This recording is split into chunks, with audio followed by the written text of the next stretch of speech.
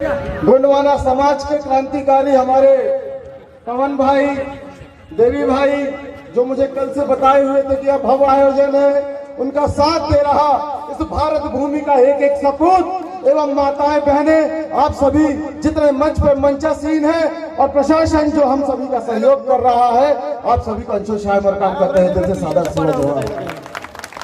बहुत गर्व की बात है कि यहाँ पे श्रृंखला इतनी बड़ी है, क्रांतिकारियों की फौज इतनी बड़ी है कि नाम लूंगा तो जो समय मुझे उद्बोधन के लिए मैं वो कम पड़ जाएगा, इसलिए माफी चाहूंगा, मुद्दे की बात कहूंगा और अपना स्थान गमन करूंगा। आज मैं आप सभी के समक्ष एक बहुत अदना सा, कोई बहुत बड़ा पद ना कहते हुए बस इतना कहूंगा, ये आपके समाज का एक बेटा आपके सामने खड़ा हुआ है, बस कुछ देर के लिए आप सभी का ध्यान आकर्षण चाहूंगा। आज हम इस जमीन पे हैं, आज हम इस जमीन पे हैं, ये जमीन किसकी देन है? ये जमीन किसकी देन है? ये अधिकार किसका देन है? हम बोल पा रहे हैं किसका देन है? और जिसने हमें जो संविधान दिया वो किसका देन है? वो हमारे डॉक्टर बाबा साहेब अंबेडकर जी का है। और वो बाबा साहब अंबेडकर एक ऐसा शख्स जिसे रोकने के लिए ऐसे लोग जो कि अंग्रेजों की गोदियों में खेला करते थे, वो लोग, उनकी मानसिकता के समर्थक लोग, अंग्रेजों से माफी मांगकर गुलामी करने वाले चाटुकार लोग हमारे बाबा साहेब को भी पढ़ने से रोका करते थे। वही लोग हैं और उसी का आलम यह है कि तुम बाबा साहेब के लिए ताला लगा देते थे, रोक देते थे, इधर लाइट गोल कर देते थे। अरे 4 साल पहले हमारे हम वहां गए थे नसरुल्लागंज, शिवराज सिंह चौहान के मामा के गढ़ में। जैसे ही हम गए थे तो भला भला लाइट गोल, हमारे हाथ में माइक आया, लाइट गोल, हमारे हाथ में उद्बोधन आया, लाइट गोल, 3 उद्बोधन दिया, तीनों में हमारी गाड़ी पे लाइट गोल कर दिए। हमने कहा गजब है मामा, तुम ऐसा करोगे तो करो। माइक बंद था परंतु आवाज इतनी बुलंद थी कि बिना माइक के जब हमने दहाड़ लगाई थी तो 2018 में दिखा दिए थे कि यहाँ के आदिवासियों की शक्ति क्या कहलाती है, मूल निवासियों की शक्ति क्या कहलाती है। यहाँ से तो बहुत से इंस्ट्रक्शन आ रहे हैं, ऐसा ही इंटरप्शन आ रहे हैं, तो मैं कहते भी जाऊंगा यहाँ पे ये आम बात है। अरे जब ये हमारे संविधान निर्माता को स्कूल में घुसने से रोक सकते हैं तो आप संगठित नहीं रहेंगे तो ये आपकी गाड़ी भी रोकेंगे, ये आपकी सैलरी भी रोकेंगे, ये आपकी सांसें भी रोकेंगे, ये आपके बच्चों की जिंदगी भी रोकेंगे। तय आपको करना होगा। हमारे समाज ने आजादी से पहले इस देश को, इस भारत भूमि को एक नेता दिया जिसने संविधान लिखकर इस देश का नाम पूरी दुनिया में रोशन किया। अरे यहाँ के जो अंग्रेजों के सामने काला पानी की सजा के उलट माफी मांगकर कहते हैं और वहां पे अंग्रेजों की गुलामी करने की कसम खाने वाले वो हमारे बाबा साहब को क्या कहते हैं कि हम इनका संविधान लड़ देंगे। अरे हम अब तुम्हारी सत्ता लड़ देंगे। यहाँ से ये आगाज करते तुम खाक बंटोगे। अरे हमारा एक भीम आया, तुम्हारे 10 भीम दिखा दो, हमको मतलब फर्क नहीं पड़ता। हमारा एक भीम आया और उसने अलवार तलवार आला भाला कुछ नहीं उठाया, उसके लिए तो आदिवासी का जिगरई काफी, एक तीर एक कमान, आदिवासी एक समान। उधर से बोला हमारा जयपाल मुंडा बोला, हमारा यहाँ पर बिरसा का आंदोलन बोला, इधर हमारा तीर कमान रेडी है। एक हमारे बेचारे एकलव्य का अंगूठा काट दिया था, परंतु ये सारे लोग रेडी है। तुम चिंता मत करो हमारे बाबा साहेब, तुम तो संविधान लिखो और 5वीं अनुसूची, 6वीं अनुसूची, सभी चीजों को यहाँ पर सम्मिलित करो। आज यहाँ पे एक दुर्भाग्य की बात, वो दुर्भाग्य की बात यह है कि जब संविधान दिवस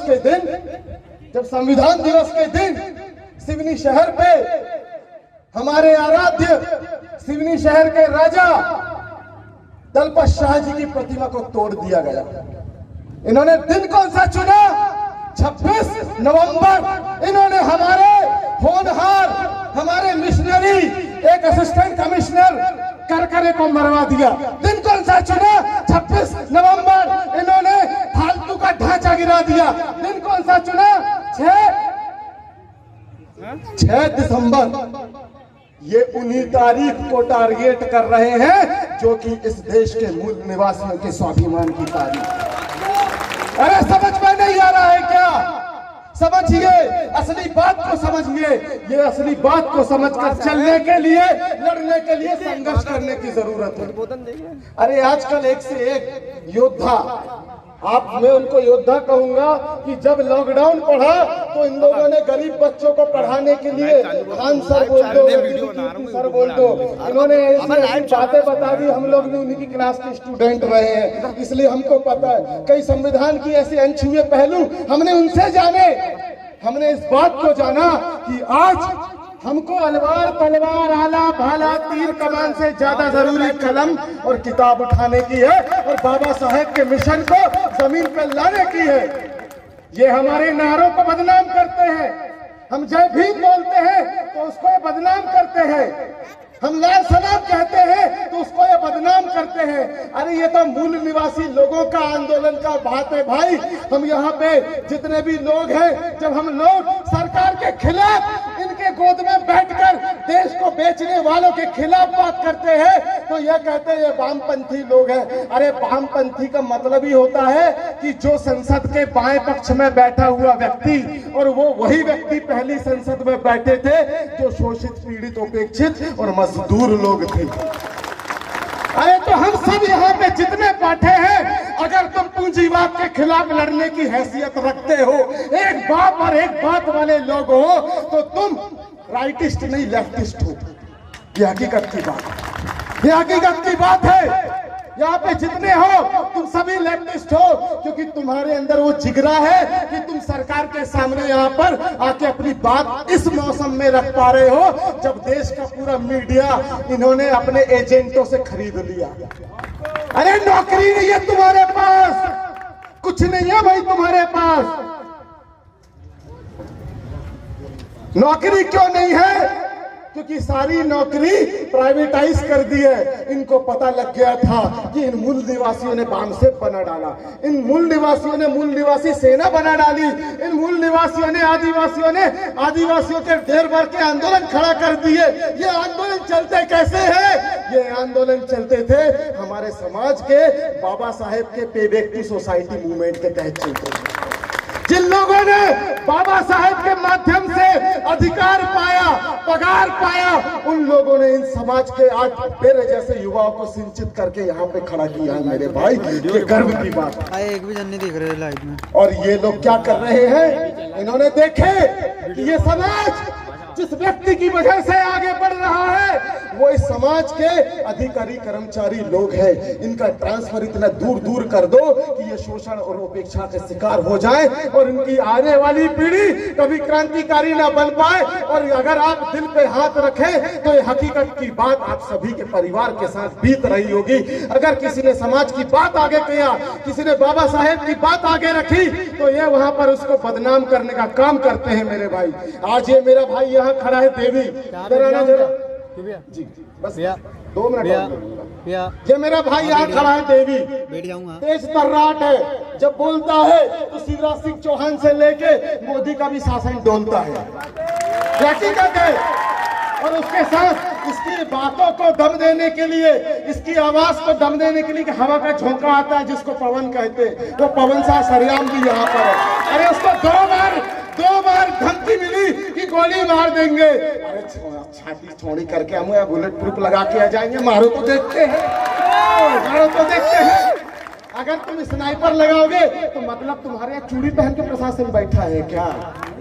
हाँ, चूड़ी पहन के प्रशासन बैठा है क्या? मतलब क्या है, अगर एक क्रांतिकारी मर गया तो क्या हुआ? अरे बिरसा मरा, टंट्या मरा, हमारा बाबा साहब को भी जहर दे के मारा, परंतु ये आंदोलन रुकने वाला नहीं है। पीछे से इंटीमेशन आ रहा है। मैं आप सभी से कहूंगा कि संविधान पढ़ो। उल-जुलूल किताबों को पढ़ने की अब जरूरत नहीं है, अपना विधान पढ़ो।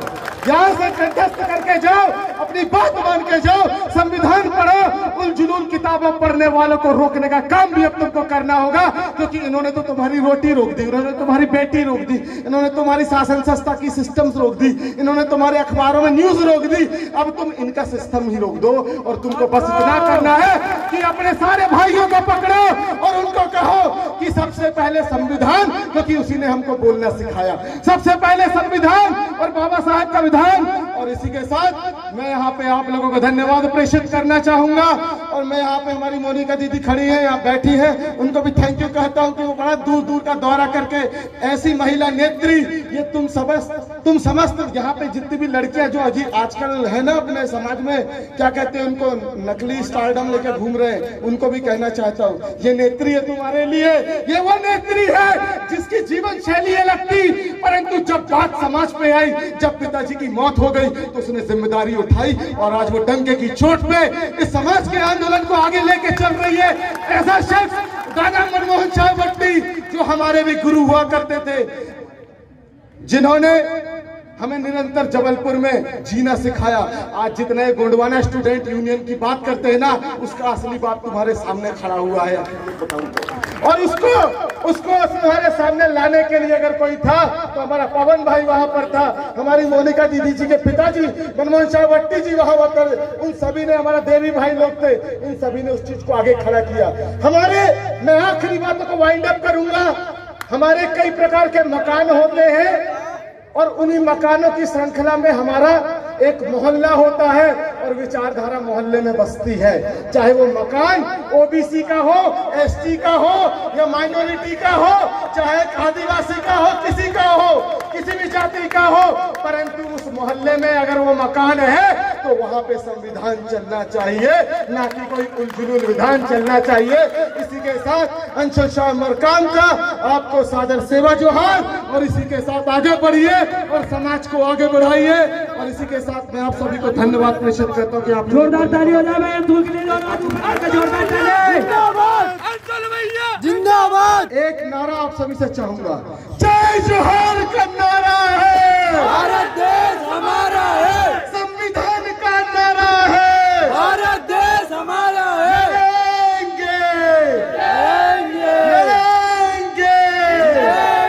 और ये आवाज यहाँ से दिल्ली तक जानी चाहिए, शिवराज सिंह चौहान तक जानी चाहिए, मोदी की सरकार, पूंजीपतियों की गोदी की सरकार भी हिल जानी चाहिए। एक तीर एक कमान, आदिवासी एक समान, जय जोहार का नारा है, भारत देश हमारा है। धन्यवाद। सेवा जोहार, जय जोहार।